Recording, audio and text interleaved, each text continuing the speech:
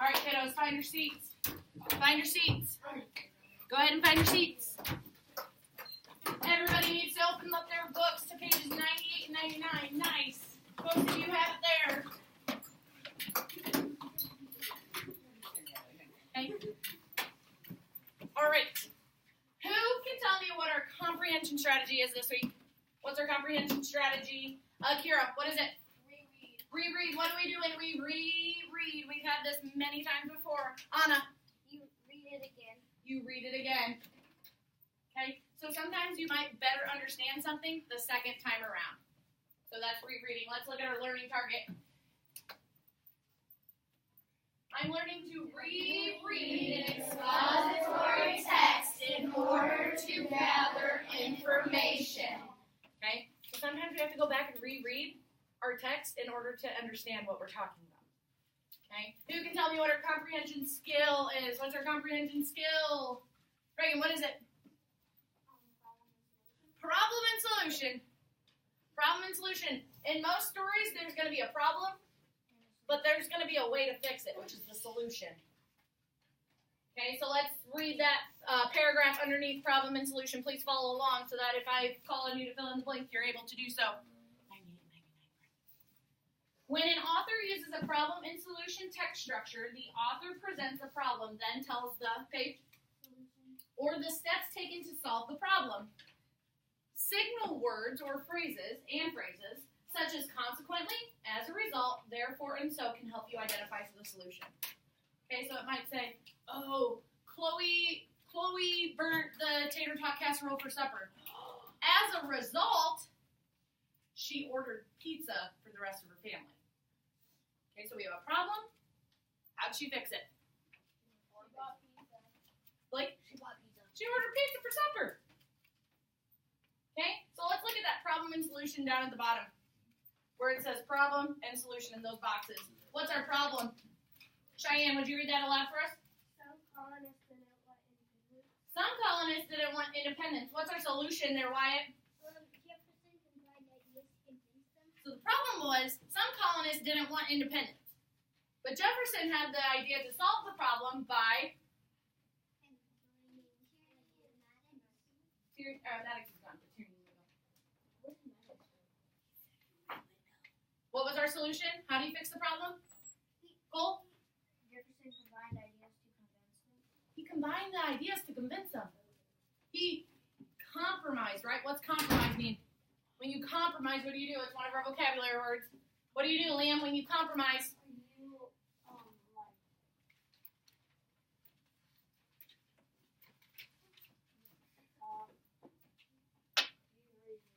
No, Caitlin, what do you do when you compromise? You agree on something. You kind of try to agree on something, right? So let's say, I wanted to go bowling tonight. I gave this example yesterday in small group. I wanted to go bowling tonight, but Sam wants to go to the movies tomorrow night. Or tonight, too. He wants to go to the movies tonight, the night I want to bowl. I'm like, how are we going to compromise? How can we compromise that situation, Gentry? So you guys could go bowling tonight and then watch the movie on maybe like Wednesday. Or even tomorrow, right? Tomorrow's Friday. Then we got the weekend. Whoop, whoop. Okay? So that's a compromise. You do both things, but you kind of make a way to work it out, to convince them. Okay? Turn the page, friends. Page 100. Page 100. So we are reading an expository text. We have characteristics of an expository text. Who can tell me what an expository text is? What's the first bullet point, Lily? Gives facts, examples, and Explanations. explanations about a topic. Gives facts or explanations about a topic. What's our next one, Carly? Includes text features such as headings, charts, diagrams, or timelines that organize information. So, do you think an expository text is fiction or nonfiction? Why do you say nonfiction, Cole? Because it gives us examples and Gives facts, examples. We don't want to make up facts. It doesn't give us good information, right? no. Okay. So we are reading an expository text. My bad, Mrs. Hens. Why didn't nobody remind me we needed to read our first learning target? Okay, let's read that together. I'm learning to identify the problem and solution of a story. Okay, so we've talked about problem and solution, rereading, expository text. Let's look at our last one, friends. What's our vocabulary strategy?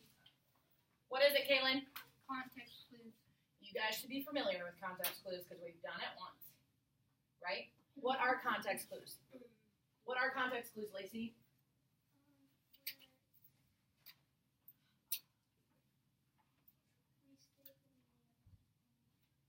So sometimes in the story, we don't even have to go to the glossary to find the word. Sometimes the definition's already right next to the word. So let's read that that little paragraph underneath where it says context clues. It says, writers may define or restate the meaning of a difficult word by using commas and the clue word or. You don't need to read it with me, friends. Just follow along. They may also place a definition in parentheses following the word. At other times, the writer will define a word in a nearby sentence.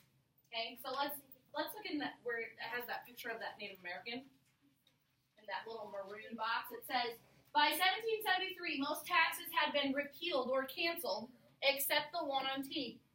What do you think the word repealed means, Blake? Canceled. It literally says repealed or canceled. Canceled would be a synonym for the word repealed. Okay? All right, friends, go ahead and turn your books to pages 98 and 99. All right, take that back. 94. 94 and 95. 94 and 95. Who can read the title of our story for us? Damien, will you read that, please? Creating a Nation. And who could read our essential question for us? Gentry, will you read that for us? Read about how American colonists tried to solve their problems with Great Britain. Okay, so that's what our story is about. But our essential question is, what do good problem solvers do? So yesterday we talked about George Washington and Betsy Ross, right? What problem did they have? What problem did Betsy Ross and George Washington have, Akira?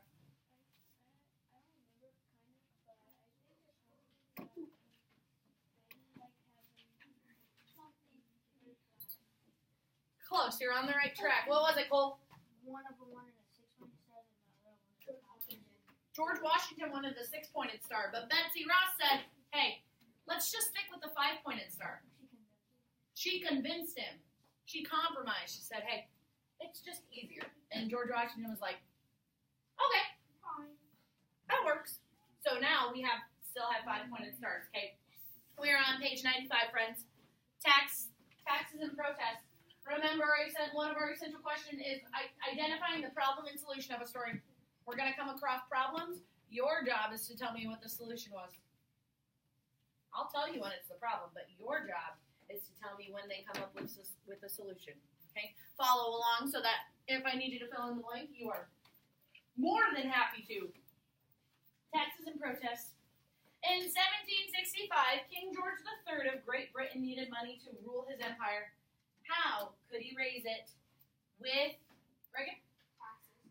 Parliament, the lawmaking branch of the British government, passed a new tax called the Stamp Act. Every piece of paper sold in the American colonies had to carry a special on them. Stamp. Want to buy a newspaper? Stamp, pay the tax. So the problem was King George III, the King of England, wanted to put a tax on everything. He wanted to put a tax on everything. Okay, so the people were like, what? Why? Okay, so we'll keep reading to figure out how they came up with a solution or how they solved their problem. Okay, paragraph 2 on that page, friends. To most colonists, the Stamp Act was unfair. The British had the right to choose representatives to speak for them in Parliament. What are representatives? Think about the lawyer example I gave yesterday. So if I went to court for a speeding ticket, and I hired a lawyer. A lawyer's going to do what for me, Reagan? Represent you. What's a representative? Yeah, you're right. They're going to represent me.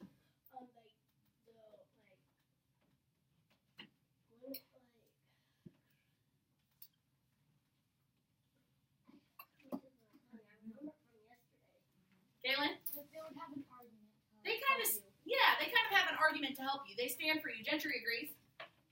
I would agree as well. They kind of represent you. They stand for you. Okay? The colonists had no such right. How could Parliament tax them if they had no voice in government? The colonists held protests against the stamp gentry. Consequently, it was repealed or canceled. What does the word repealed mean? Lacey? Canceled. But more taxes followed. Women protested a tax on cloth imported from Britain. How? They wove their own cloth at home. So our problem was King George III put a tax on everything. What was the colonist or the people's solution to that problem? Turn and talk at your tables.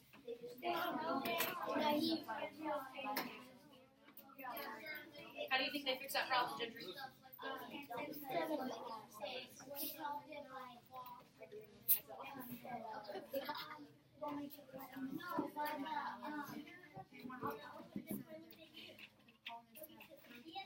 How do they solve it?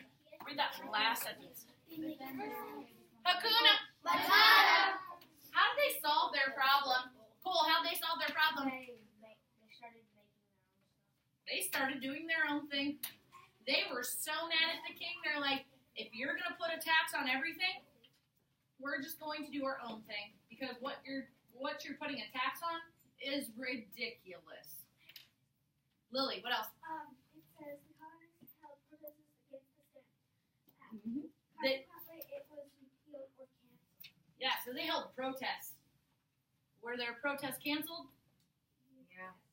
However, they tried solving their problem by doing protests. So that would be another one. Women wove their own clothing. They tried protesting. Okay.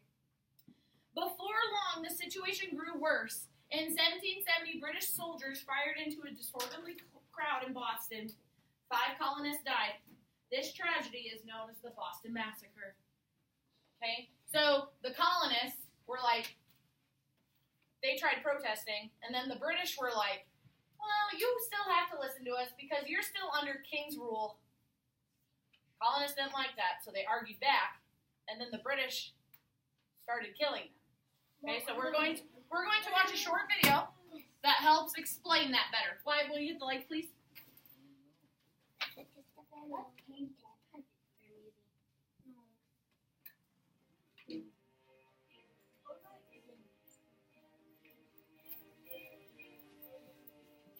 So these are just some images from the Boston Massacre.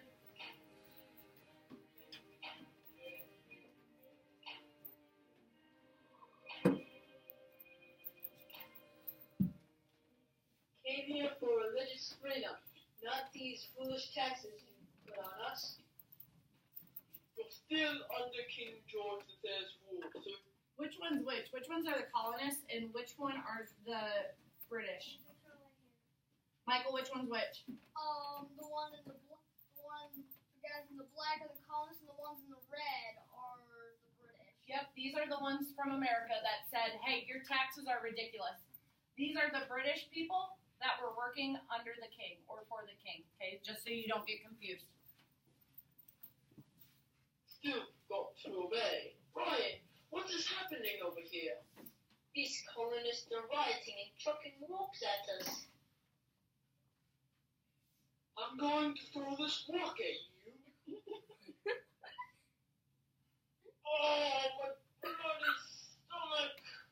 That's what it was meant for. You will obey King George III.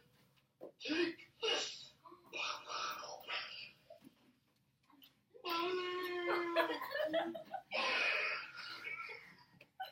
You should not have the right to fire at us at will. You should be arrested and tried for murder. On March 5th, 1770, a group of angry colonists approached the 9 British soldiers and threw rocks at them. Soldiers were forced to shoot into the crowd, and in the process, 6 were wounded and 5 were dead. This day was known as the Boston Massacre, one of the biggest days to the revolution. You can tell that words made that. Okay, so essentially that was what the Boston Massacre